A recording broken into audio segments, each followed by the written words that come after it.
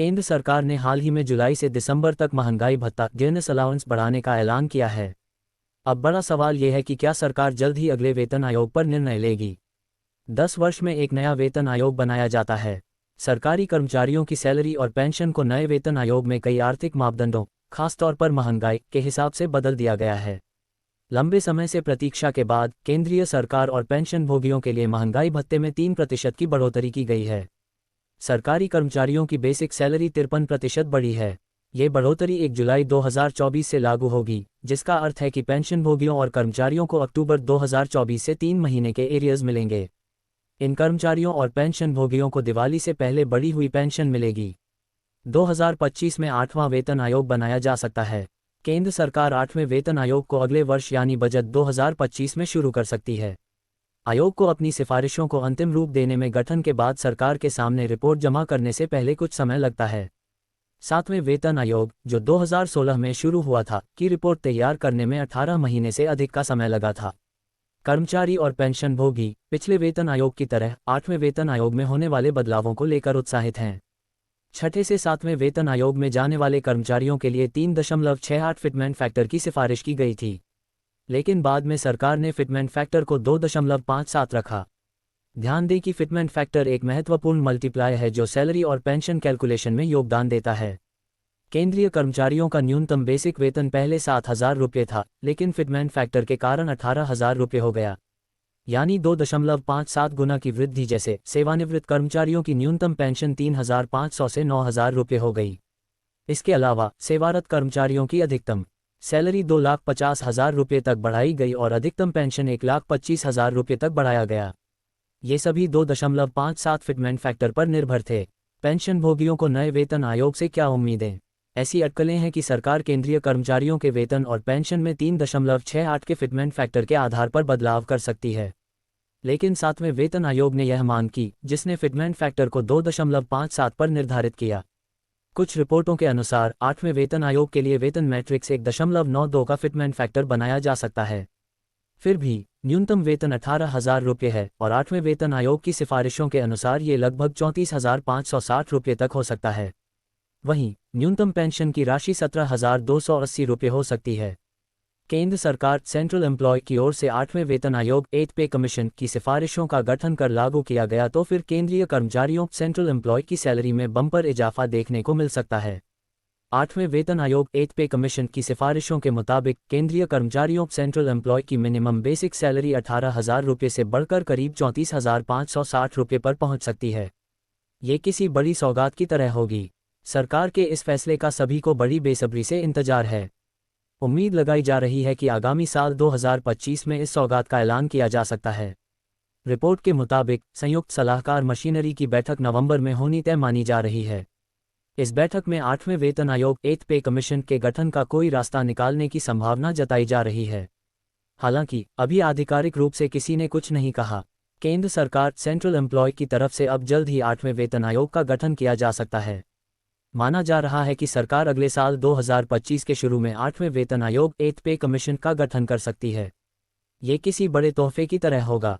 इसे फिर साल 2026 में लागू करने का काम किया जा सकता है। इससे पहले साल 2014 में 7वें वेतन आयोग 7th पे कमीशन का गठन किया गया था, जिसे 2 वर्ष बाद 2016 में लागू कर दिया गया था। 7वें वेतन आयोग 7th पे कमीशन की रिपोर्ट को अंतिम रूप देने में करीब 18 महीने का वक्त लगा था। 8वें वेतन आयोग को लागू किया गया तो न्यूनतम बेसिक सैलरी बढ़कर करीब 34,560 रुपये तक होने की उम्मीद है। इस हिसाब से कर्मचारियों की सैलरी करीब 16,560 रुपये बढ़ सकती है। वर्तमान में न्यूनतम बेसिक सैलरी 18,000 रुपये है। इस हिसाब से न्यूनतम वेतन में लगभग 92% की बढ़ोतरी हो सकती है। पेंशन भोगियों के लिए न्यूनतम पेंशन भी बढ़कर 17,280 रुपये हो सकती है। सरकार ने बढ़ाया था 3% डीए। केंद्र सरकार सेंट्रल एम्प्लॉय ने कुछ दिन पहले ही कर्मचारियों के महंगाई भत्ते में 3% की बढ़ोतरी कर बड़ा तोहफा दिया। केंद्रीय कर्मचारियों का डीए बढ़कर डीए इंक्रीज 53% हो गया। इससे पहले कर्मचारियों को 50% डीए का लाभ मिल रहा था। बढ़े हुए डीए की दरें 1 जुलाई 2024 से प्रभावी मानी जाएंगी। वैसे भी सालाना 2 बार डीए बढ़ाया जाता है। जानकारी के लिए बता दें कि जागरण जोश में पब्लिश हुई खबर के आधार पर यह आर्टिकल लिखा गया है। ये किसी बड़ी सौगात की तरह होगी।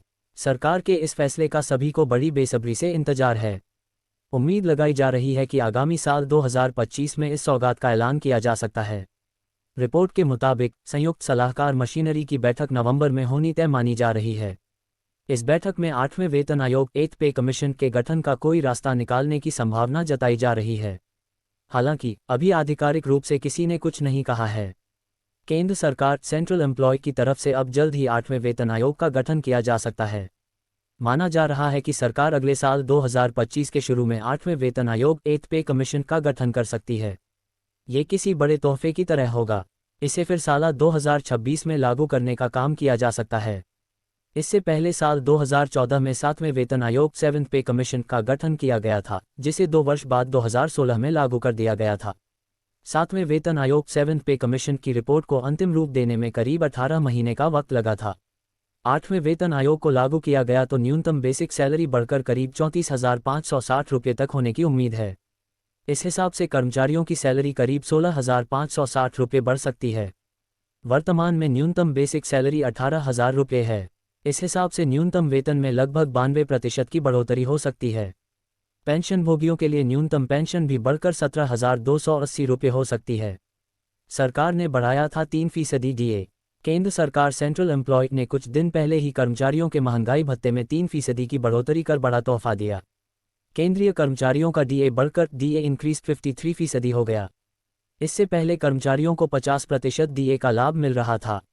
बढ़े हुए डीए की दरें 1 जुलाई 2024 से प्रभावी मानी जाएंगी।